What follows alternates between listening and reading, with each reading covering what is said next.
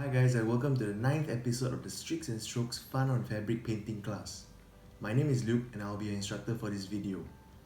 So for today, I'll be showing you how to paint a cute kitten cartoon onto your tote bags. So if you're ready, let's get started. To start, place a piece of carbon paper followed by the printed design onto the side of the item you want to paint on. Make sure you have a pencil to trace the drawing onto your tote bag or t-shirt.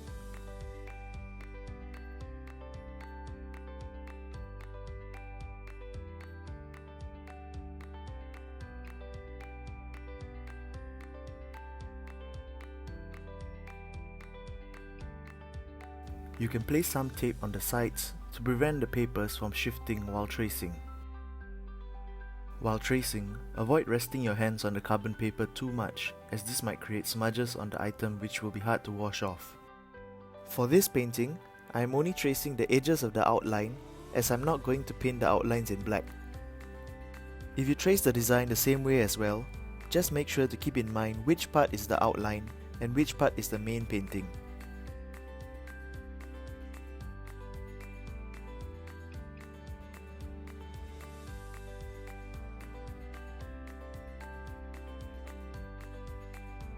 Remember to not fully remove the papers until you have made sure that the whole drawing has been traced.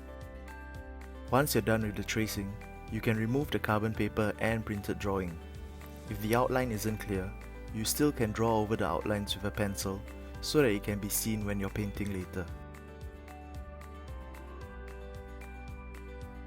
When you're ready to start painting, place the envelope or a piece of paper in between the shirt or tote bag so that the paint doesn't go through. For this painting, we will only be using 3 colors: chocolate brown, honey beige, and charcoal black. These paints can be purchased from our online store from the website link below. Before we start, we will be mixing 2 different shades of brown. First, I decided the main body of our kitty would be golden brown. To get that, I mixed chocolate brown with honey beige. Mix it thoroughly to get the shade that you want. Next, for the outlines, I'll need dark brown.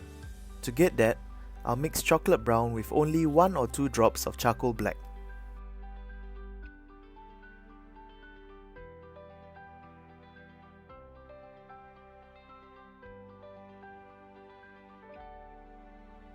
As you can see, I felt that the mixture I had made was too dark.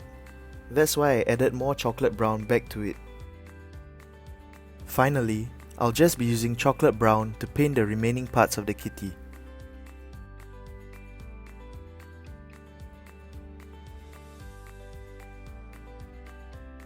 Now we can start painting. Remember to use a smaller brush for details and the bigger one to cover larger parts of the painting. Spread as much paint as you can and try not to leave excess paint blobs on the painting itself. When you're painting the main body of the cat, I would suggest to use the bigger brush to save time. Just make sure to be careful.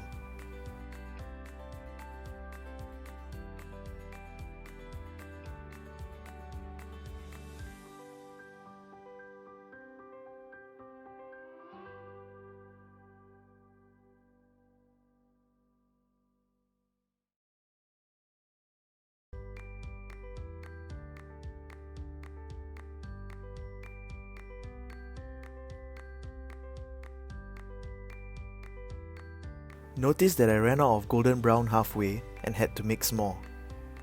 This is totally fine and much better than making too much paint and wasting it later. When you want to get some paint onto your palettes, I suggest tapping on the bottle and letting it out slowly rather than using a brush.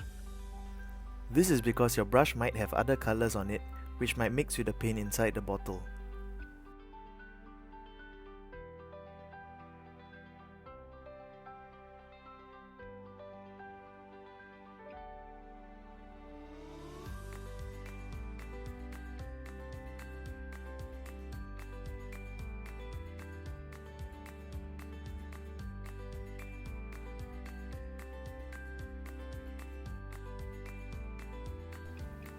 When painting smaller areas, it is up to you whether you want to switch to the smaller brush, or you can continue using the same size brush if you're okay with it.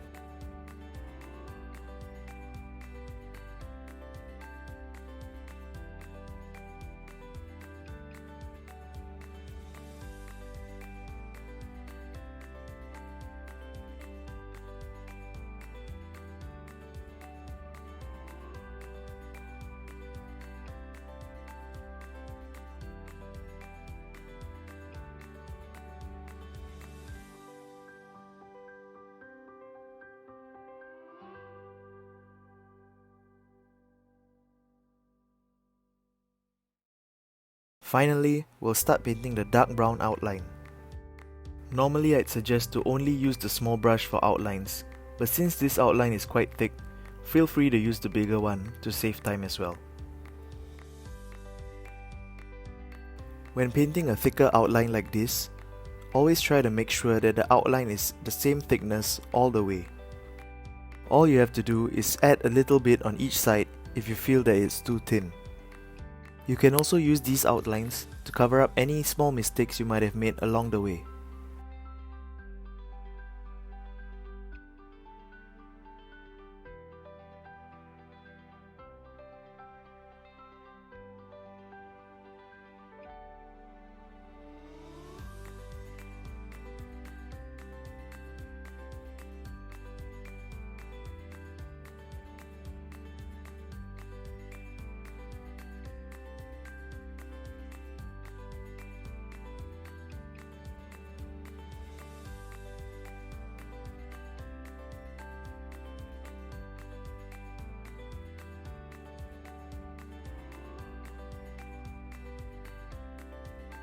And now your painting is finished.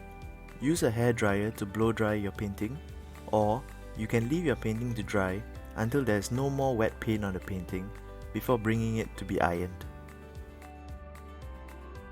If you're interested in getting all the quality materials used in our videos, such as fabric paint, brushes, or even the tote bags and t-shirts we use, I would recommend purchasing them under our fabric paints and kits section on our website link below. Iron your t-shirt or tote bag for roughly 10 seconds to fully dry the paint on it. After that, you can use it, but only wash your item at least 4 days after ironing it.